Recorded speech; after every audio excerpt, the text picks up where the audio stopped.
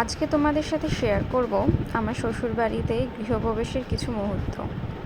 নিজের বাড়ি থেকে বিদায়ের পর শ্বশুর বাড়িতে গৃহপ্রবেশের পালা। তো সবাই খুবই ভালো আনন্দ করেছিল, আর এখানে সবাই খুব নাচানাচি করেছিল, সাথে আমাকে নিয়েও নাচানাচি করেছিল। আমারও একটু মনটা ভালো লেগেছিল। তো এই যে গৃহপ্রবেশের সময় এখানে আমার শাশুড়ি মা, মামনি এখানে আশীর্বাদের সমস্ত বরণের যে নিয়মকানুনগুলো সেগুলো পালন করছিল। সবাই মামনিকেও নাচতে বলছিল, তাই বরণ করে মামনিও একটু নেচে নিয়েছিল আমাদের সাথে। আমরাও সবাই মিলে একটু নেচে নিয়েছিলাম। ভালোই লাগে সবাই মিলে একটু আনন্দ করলে। আর যেহেতু বউ প্রথম গৃহপ্রবেশ ঘরে ঢুকছে, তো দিনটা তো একটু স্পেশাল করতেই হবে।